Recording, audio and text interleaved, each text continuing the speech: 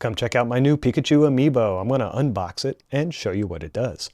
I bought this to go with my other Pokemon amiibo, my Charizard, my Ivysaur, and Squirtle. I figured why not have all the great classics all together.